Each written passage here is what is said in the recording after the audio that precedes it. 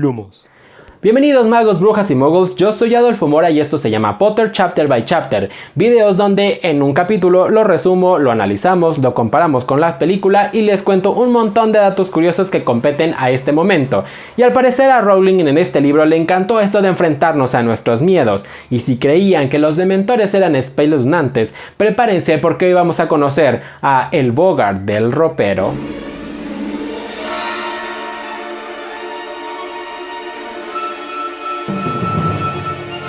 Como ya es tradición, vamos a comenzar por el primer párrafo de este capítulo. Malfoy no volvió a las aulas hasta última hora de la mañana del jueves, cuando los de Slytherin y los de Gryffindor estaban en mitad de la clase de pociones, que duraba 2 horas. Vaya suplicio. Conozcamos los hechos. Draco, convaleciente, fue secundado por Snape, quien puso a preparar los ingredientes para la poción infladora a Harry y Ron.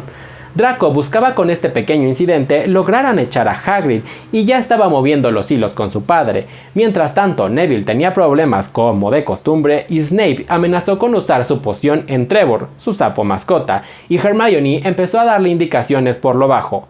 Por otra parte, Seamus le contó a Ron y Harry que una Muggle había visto a Sirius en un pueblo cercano a Hogwarts y se le escapó nuevamente al ministerio. Draco por supuesto había escuchado y le dijo a Harry que hacía bien en buscar a Black para cobrar así venganza, pero nuestro protagonista no entendió a qué se refería su enemigo. Al finalizar la clase, Snape cumplió su amenaza y terminó bajando 5 puntos a Gryffindor por la ayuda no solicitada de Hermione. Iban camino al gran comedor, comentando lo acontecido y perdieron un momento de vista a Hermione, y luego la vieron alcanzarlos corriendo y se le veía bastante agotada, en especial por la mochila tan pesada que llevaba, la cual se descosió. Ron estaba intrigado por el número de libros y comenzó a sospechar que algo les ocultaba a él y a Harry. Fueron a su primera clase de defensa contra las artes oscuras y Lupin llegó un poco después, notificando que tendrían una clase práctica en otro sitio del castillo y lo hizo acompañarlo.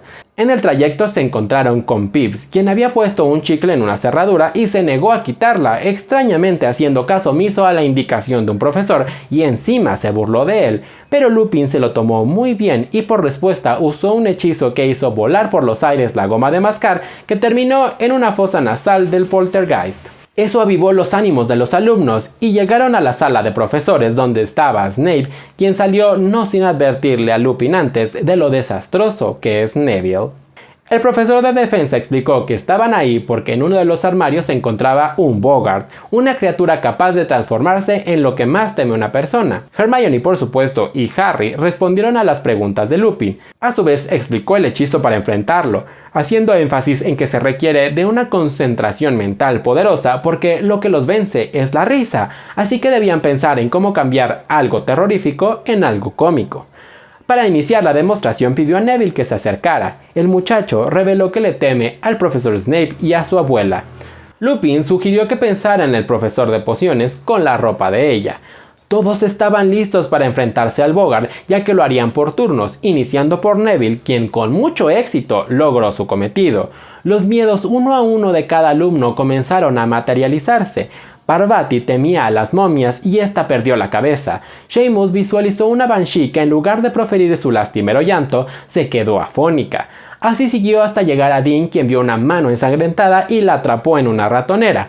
Luego Ron se enfrentó evidentemente a una araña gigante a la cual le arrancó las patas y el cuerpo rodó a los pies de Harry. Pero antes de que el Boggart se enfrentara a él, Lupin lo llamó y la criatura se convirtió en una esfera luminosa, la cual se cambió a una cucaracha, y Neville se enfrentó de nuevo, aún con mayor seguridad. De tarea les mandó un reporte y Harry se quedó pensando en por qué Lupin no lo dejó encarar al Boggart. Quizá porque sabía que podía perder el control y desmayarse. Seguro, no lo creía capaz. Y ahora sí, pasemos al análisis. Bueno, ahora sabemos las intenciones de Draco para fingir, pero ¿por qué contra Hagrid específicamente? Recordemos que nunca le ha caído bien y el año pasado casi es despedido, sí por culpa de su padre que hizo llegar el diario de Rule a Hogwarts. Para su mala suerte, Hagrid volvió triunfante y con su nombre limpio, mientras su padre fue descubierto y lo expulsaron del comité estudiantil. Ambos ahora tienen razones para acudir a mover sus influencias con el ministro mismo si es necesario, porque como alguien tan de bajo estatus puede salir victorioso ante los Malfoy. Snape siempre favorecerá a los Slytherin, pero su odio particular contra Harry y Neville raya en la exageración. Mira que amenazar con darle la mala poción a su sapo, el cual probablemente terminaría envenenado y moriría, solo para darle una lección. Espero pronto podamos saber esos motivos, así que no olviden de estar pendientes al canal, desde luego suscribiéndose si son nuevos en el canal y por supuesto activando las notificaciones para que no se pierdan nada de información que aquí se está revelando. Todo lo contrario sucede con Lupin, que por cierto se le describe con mejor aspecto y es tal que cobija a Neville dándole ánimos y haciendo que confíe en sí mismo al ver que sí puede ser bueno en una clase y no como dijo Snape anteriormente. El enfrentamiento con el Boggart es algo así como la representación a lo que dijo Dumbledore en la película. La felicidad se puede encontrar en los momentos más oscuros si no olvidas encender la luz. Y claro, el miedo y la desesperanza se combaten con alegría y risas. Desde el principio de estos análisis en la piedra filosofal mencioné, al igual que Lupin, que el hechizo solo no basta, que se requiere de control mental, y ahora más que nunca se les pide un esfuerzo mayor, pues requiere demostrar mucho temple, determinación y control de las emociones ante el miedo para lograr correctamente el hechizo Ridículos. Y ahora sí, comparemos estos hechos contra la película. Alfonso Cuarón juega mucho con los espejos en esta escena, como referencia a enfrentarnos a nosotros mismos, pues que si no, los miedos son eso, el reflejo de nuestras inseguridades. En la película vemos muchos menos miedos y Parvati teme a las serpientes, la cual transforma en un payaso aún más terrorífico si me lo preguntan. Y Lupin duda mucho sobre si dejar o no a Harry que se enfrente.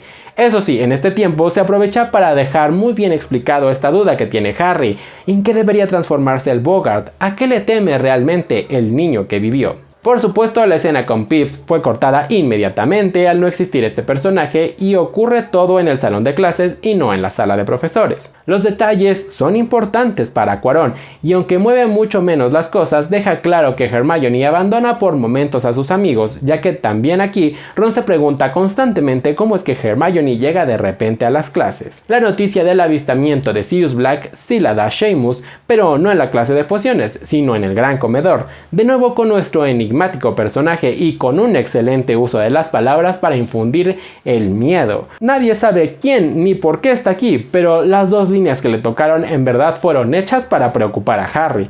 También en esta escena vemos a Draco sufrir por su herida alardeando frente a sus amigos de su desastre en el brazo. Y hemos llegado a la sección que más estaban esperando, los datos curiosos. Con el remake de las películas de ESO, surgió la teoría de que en el mundo de Harry Potter y Derry comparten universo, ya que Pennywise también es un cambiaformas, por lo que se consideraría un Boggart transformándose en los miedos de las personas, y que una vez que éstas dejan de temerle, se alejan. Mismo efecto que el encantamiento Ridículos, que se transforma en algo que hace reír y por ende se debilita y parte. Eso sí, sus poderes no se comparan, pero también hay que tener en consideración que son muggles enfrentándose a una criatura fantástica. Y aunque lo anterior es una teoría bastante interesante, los Boggarts en general tampoco son un invento 100% de J.K. Rowling, así que aunque es una bonita teoría, muchas otras criaturas del mundo del terror entrarían en esta categoría, por lo que exploremos el origen de los Boggarts en la mitología. Su etimología la podríamos rastrear a mediados del siglo XIX, donde la palabra boogie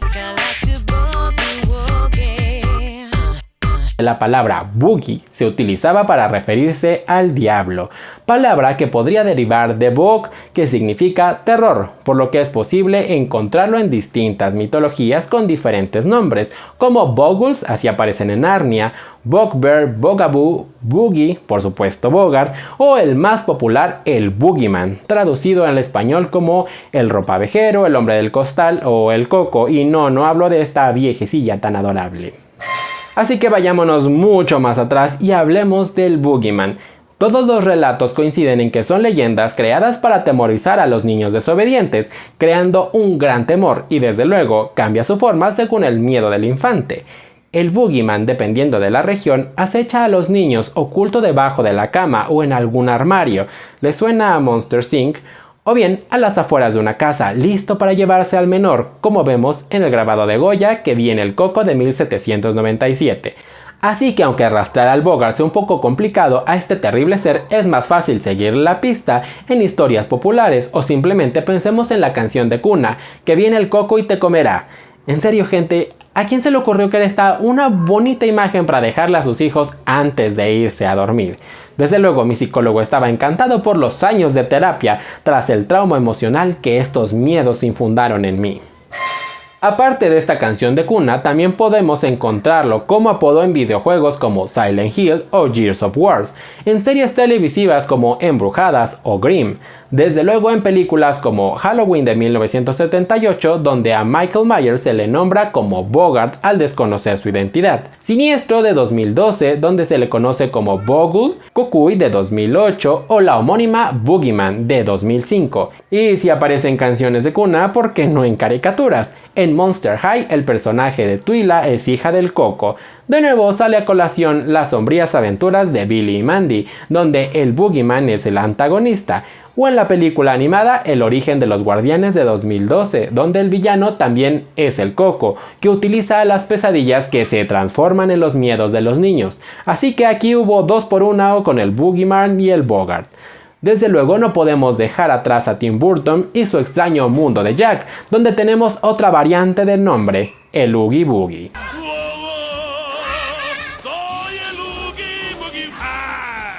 Sobre los Bogarts, a diferencia de lo que Rowling relata en su novela, tienen forma conocida, la cual varía según la región de donde provenga el relato, aunque muchos coinciden en que son pequeños, con rasgos toscos y peludos. Algunos dicen que son criaturas domésticas que seguirán a la familia doquiera que vayan, atormentándolos siempre, ya sea ocultos debajo de las camas o escondidos en los armarios. Este discurso me suena bastante a muchas películas de terror. Y otros dicen que viven en pantanos, como su nombre indica, bog, con actos mucho más graves como el secuestro de niños, o sea, como Pennywise, por ejemplo. Sobre los distintos tipos de Bogarts podemos encontrarlos en el libro Lancashire Folklore, publicado en 1867, y uno de ellos coincide con lo que dice Rowling, que son cambiaformas. Pero los Bogarts también los podemos encontrar en la literatura, aunque algunos bastante contemporáneos o posteriores a Harry Potter. Quizá debamos culpar a Rowling de su popularidad e interés de explorar más a estas criaturas de parte de otros autores. En el poema de 1880, Los 3 joviales cazadores, los protagonistas se encuentran con uno. En 1950, y esto ya lo mencioné, aparecieron con otro de sus nombres, en las crónicas de Narnia, el león, la bruja y el ropero como Boggles, criaturas grotescas que fueron secuaces de la bruja blanca en la guerra contra Aslan. La autora Susan Cooper escribió una novela titulada El Bogart en 1993. Es curioso que este año coincide con los hechos de Harry Potter y el prisionero de Azkaban, y hasta contó con una secuela. Dicha criatura se ocultaba en un viejo escritorio. Y ahora sí, llegando al mundo de Harry Potter, en las crónicas de Spiderwick de 2003 también los podemos encontrar, y en la serie Las crónicas de Waterstone de Spook Appreciate de 2004 aparecen los Bogarts, que también cambian de forma, y tuvo su adaptación cinematográfica en 2014 llamada El séptimo hijo, muy mala si me dejan decirlo. En la serie Septimus Heap, en el primer libro Magic de 2005, aparece con gran protagonismo y quizá con una gran referencia a la mitología original, que estas criaturas viven en un pantano. Al Bogart de la novela lo vemos transformarse en múltiples cosas, y una de ellas es la Banshee, que por si no lo recuerdan, Gilderoy Lockhart tiene un libro titulado Recreo con la Banshee. Las Banshees provienen del folclore irlandés desde el siglo VIII. Se dice que son espíritus femeninos de larga cabellera blanca, extremadamente delgadas y ojos rojos de tanto llorar, vestidas de verde. Algunas descripciones mencionan que flotan y otras que no se le ven los pies. Su nombre significa mujer de los túmulos féricos, que es un montón de piedras y tierra levantados para hacer una tumba, digamos los predecesores de las pirámides, y férico hace referencia a las hadas, porque también se le asocia con esta criatura. Algunas leyendas las consideran ángeles caídos, mientras otras atribuyen estos desastres a su sobrenatural grito o lamento. La historia principal de estos seres relata que las Banshees únicamente aparecen cuando un miembro de la familia está por morir, desde luego solo para las grandes familias irlandesas, que son aquellos cuyo apellido comienza con Mac o U. Dependiendo de la historia, se aparecen rondando las colinas cerca de la casa o incluso se posa bajo la ventana del próximo difunto, o bien tiene la capacidad de volar hasta la ventana de la habitación, donde yace el próximo a morir. También algunos relatan que son invisibles, sin embargo, su estridente lamento se puede escuchar a la lejanía. Se decía que cada familia tenía su propia Banshee y que si muchas aparecían se anunciaba la muerte de alguien importante. Tal era su fidelidad a su familia que la seguían a donde quiera que fuera, por lo que se ha sabido de Banshees en América, por ejemplo. ¿Será acaso La Llorona, popular leyenda mexicana, algún pariente de la Banshee?